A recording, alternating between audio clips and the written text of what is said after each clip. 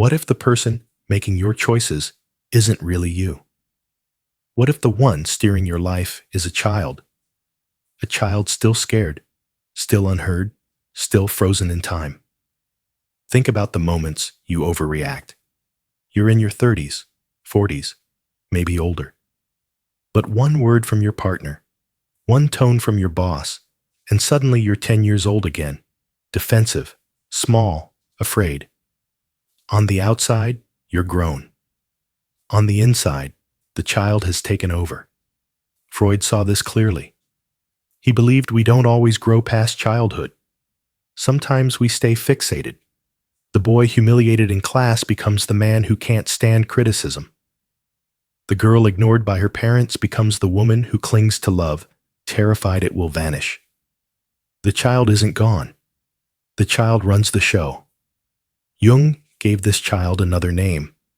He called it a complex, a cluster of memories, emotions, and reactions sealed off from the rest of the psyche. A complex isn't passive. It has energy. It has will. It behaves like a little personality inside you. And when it's triggered, you don't act like your adult self. You act like the child again. The child speaks through your anger. The child cries through your silence. The child chooses, and you follow. Picture a man, successful, admired, respected. But every time his partner is late to call, he spirals. He sends messages. He accuses. He panics. On the surface, it looks irrational, but inside, it makes perfect sense. As a boy, he waited endlessly for a father who never showed up. The fear of being forgotten carved itself into his bones. Now, as an adult, each silence feels like abandonment all over again. It isn't the man reacting.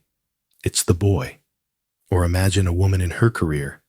She works harder than everyone, never says no, burns herself out. When asked why, she shrugs.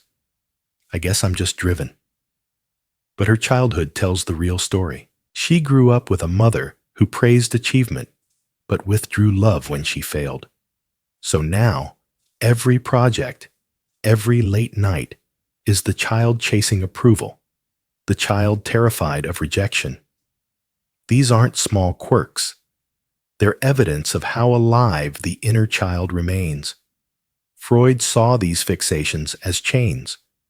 Jung saw them as unfinished stories demanding completion. Both agreed, the child you once were never truly disappears. And when ignored, it doesn't quietly fade. It takes control. So the question isn't whether your inner child exists. It's this. When it speaks through you, will you even notice? Or will you keep mistaking the child's fear for your own voice? Think of the last time you lashed out. The words came sharp, fast, uncontrollable. Later, you said to yourself, "That wasn't me." And you were right. It wasn't. It was the child inside you, still defending itself from wounds you barely remember. Freud believed that when development is interrupted, part of the psyche stays behind, stuck at the age of the original wound. The body grows older, but the psyche lingers. So a 5-year-old's terror of abandonment can echo through a 50-year-old's relationships. A 10-year-old's shame can shape an entire lifetime of self-doubt. Jung took this even further. For him, these frozen fragments become complexes. And a complex isn't just memory. It's alive.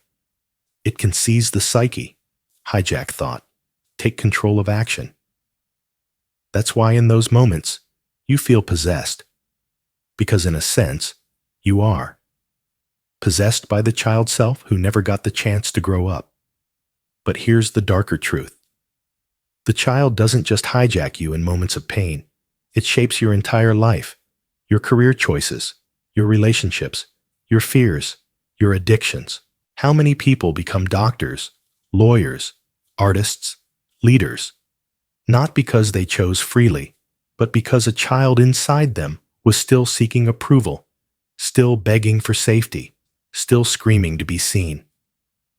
The child is powerful, more powerful than your willpower, more powerful than your reasoning, because the child doesn't live in reason.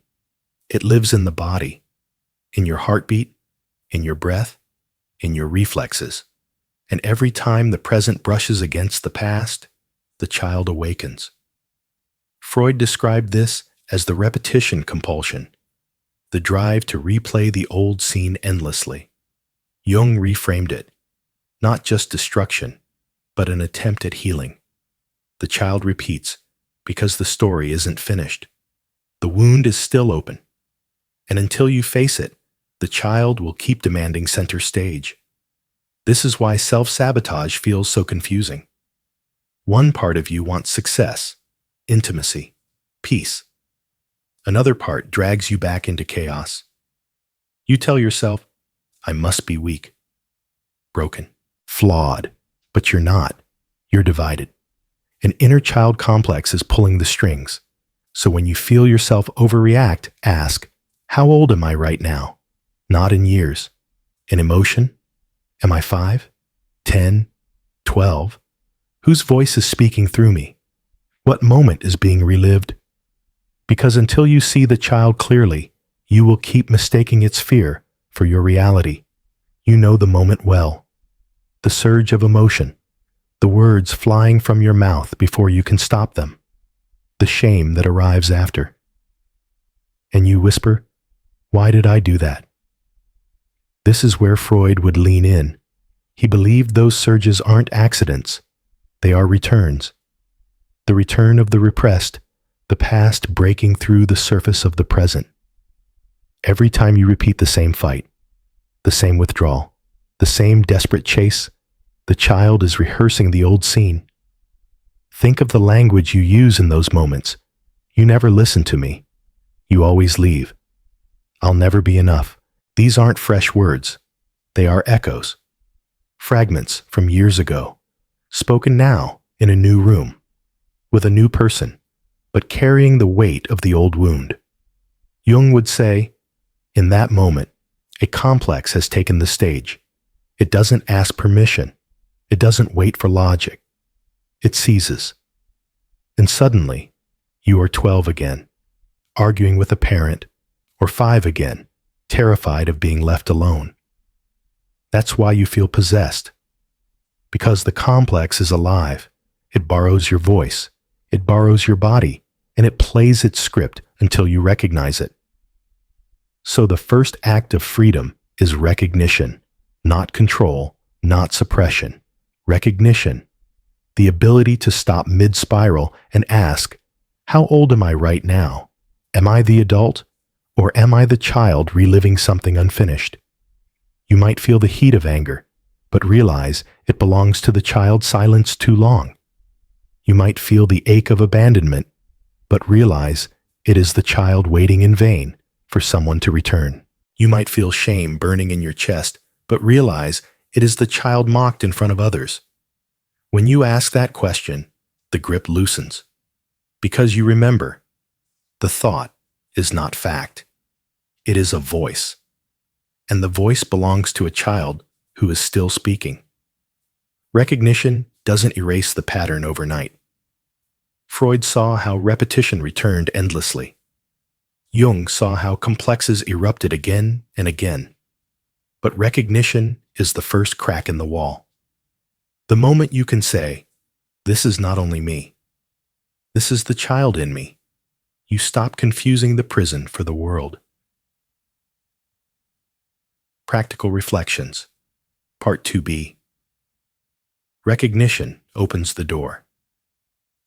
But the child won't stop speaking just because you noticed. Children don't go silent when ignored. They scream louder. And your inner child is no different. This is why Jung insisted on dialogue, active imagination, a practice where the unconscious is allowed to speak, to show its face, to reveal what it needs. Imagine sitting quietly, and the voice of your inner critic rises. You're useless. You'll never succeed. Instead of pushing it away, you let it take shape. You see a small boy in a classroom, humiliated by a teacher, or a girl holding up her report card, waiting for praise that never came. And you speak, I see you. I know what you carry. I know why you learned to protect me this way. This is not fantasy.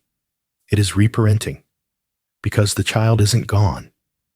It is alive inside you, waiting for the recognition it never received. Freud believed the child was chained to the past. Jung believed the child could be integrated into the whole. And integration means learning to hold it, not silence it. So when the child screams, don't fight it. Listen. Ask, what are you afraid of? What do you need from me? You may hear answers that sound small. I want to feel safe. I want someone to stay. I want to be enough. But these aren't small. They are the roots of every spiral, the foundation of every repeated mistake. And here's where action matters, because words alone are not enough. The child learns through experience.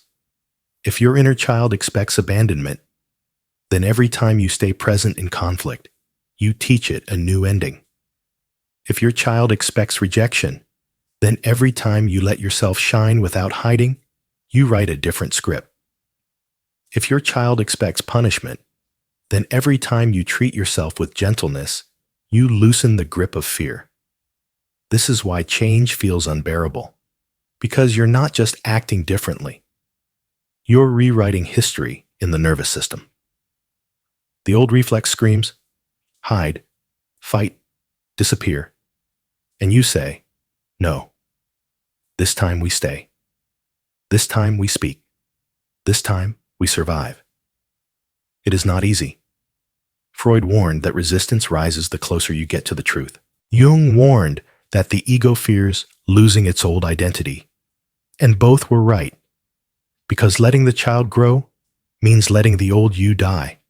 The self built on defense, on hiding, on striving. It falls away, and that feels like death. But it is not death. It is birth. So when you feel the inner child pulling at you, don't shame it. Don't silence it. Turn to it. Recognize it. Listen. And act in a way that gives it the ending it never had. Because every time you do, the child grows up a little. The complex loosens its grip. The shadow softens, and the adult you long to become steps forward. You've probably noticed by now, when the inner child takes the wheel, logic doesn't matter. Advice doesn't land. Even love, when offered from others, feels like it slips through your hands. That's because the child doesn't listen to logic. The child listens to safety. And safety, for the child within, is not proven by words.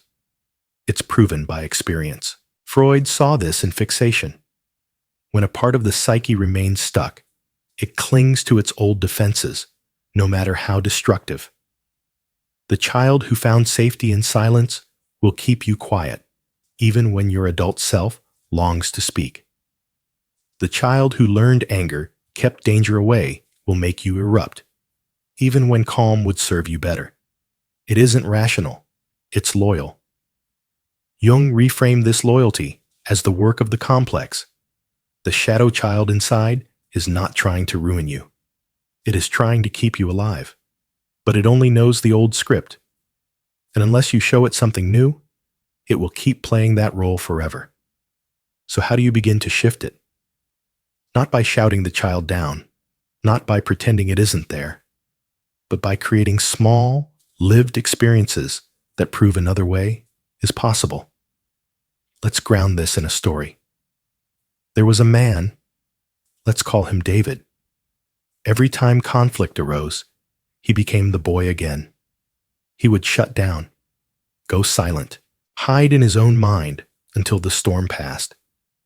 His partners grew frustrated, calling him distant, uncaring. Inside, David hated himself for freezing, but he couldn't stop. In therapy, he learned to spot the moment it happened, that flash of heat in the chest, the ringing in the ears, the sense of shrinking. He named it, "The child is here." And instead of letting the child run the scene, he tried something different. He whispered, "I know you want to hide, but this time, let's stay." Then with a trembling voice, he said a single sentence to his partner. Not a speech, not a performance, just one small truth. And though his voice shook, he stayed. That one act did not erase the complex, but it cracked the wall. It proved to the child within that silence was not the only option, and that proof mattered more than logic ever could. This is what Jung meant by individuation, the gradual act of weaving the fragments back into the whole. Every time you do something different, every time you respond with awareness instead of compulsion, you are teaching the child a new script. But let's be honest, the process isn't clean. It isn't linear. You will fall back into old roles. You will scream, even when you swore you wouldn't. You will hide, even when you promised to stay. And in those moments, shame will try to drown you. It will whisper, "See, nothing has changed. You're broken forever." That's the lie. Because even in failure, something has already shifted. You noticed. You recognize the child in action. That recognition alone means you are no longer fully possessed by it. You've created distance, and that distance is the beginning of freedom. So here's a practice.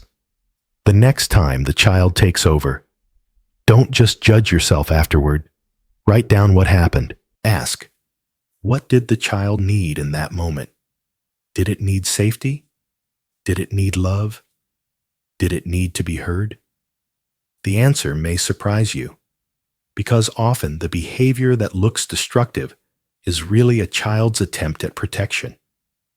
Freud gave us the unsettling truth. What is repressed never dies. It returns over and over until it finds expression.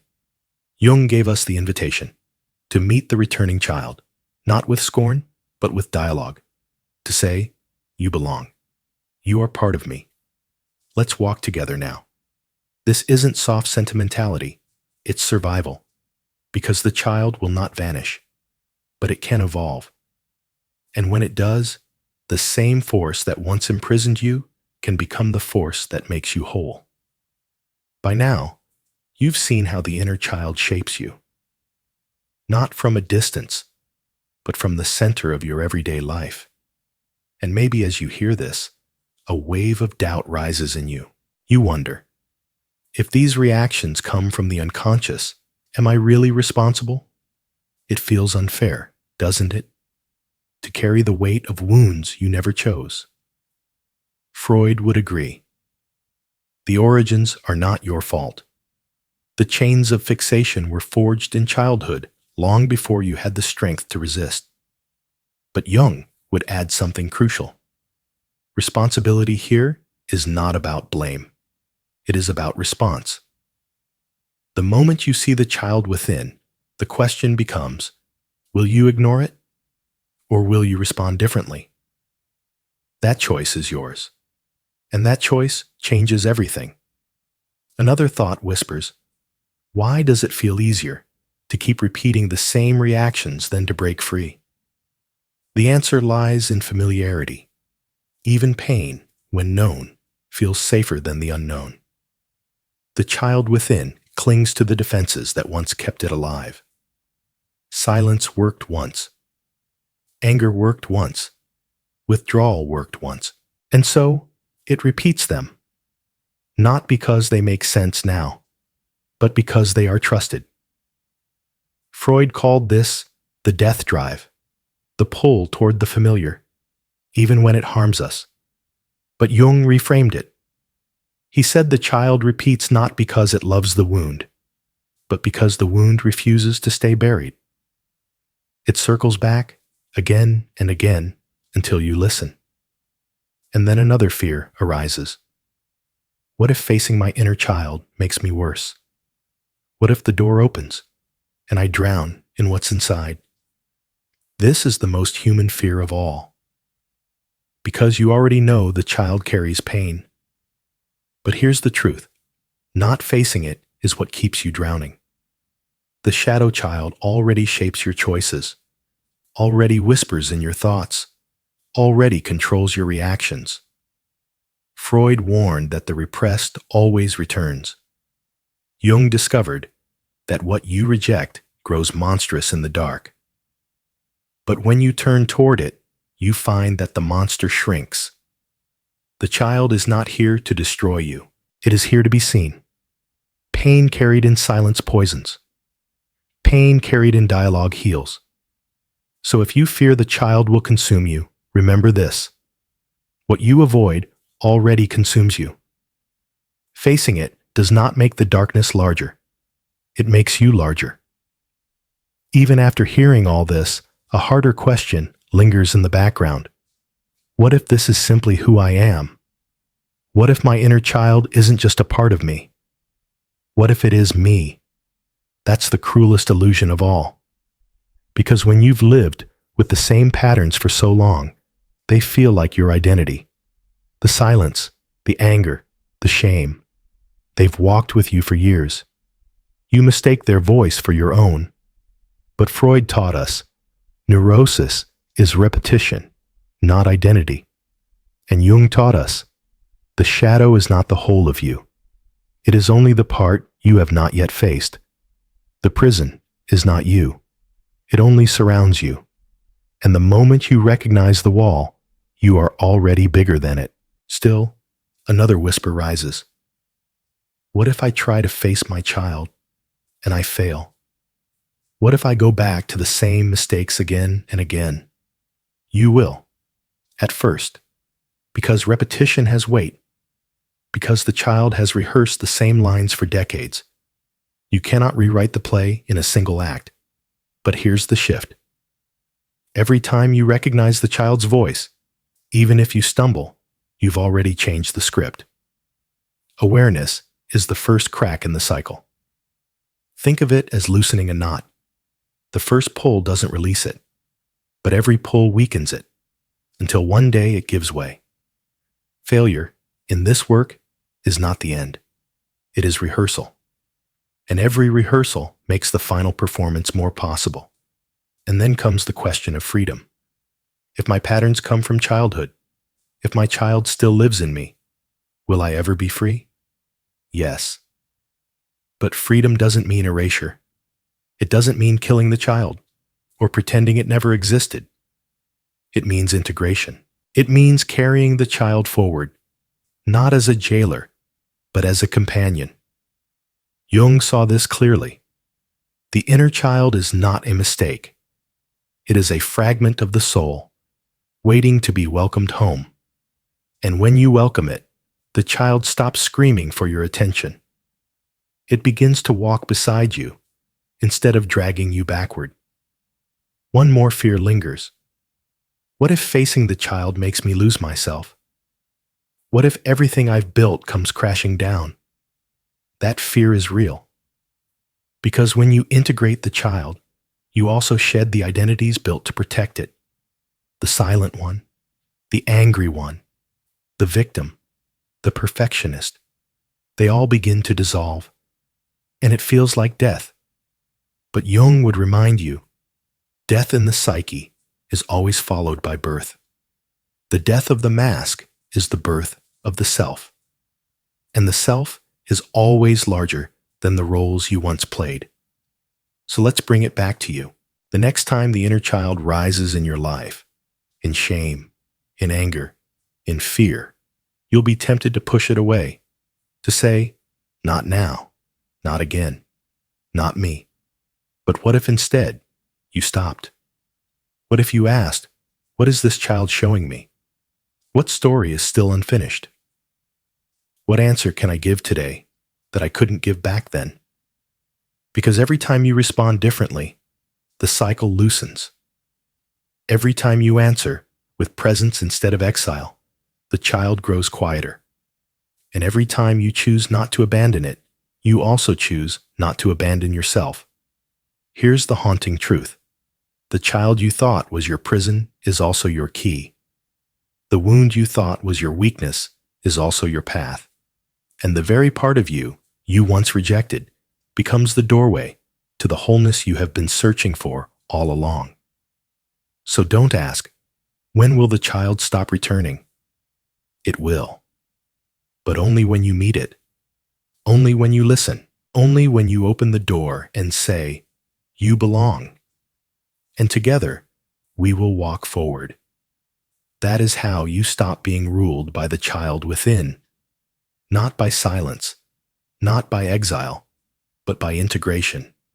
And in that integration, you finally become whole.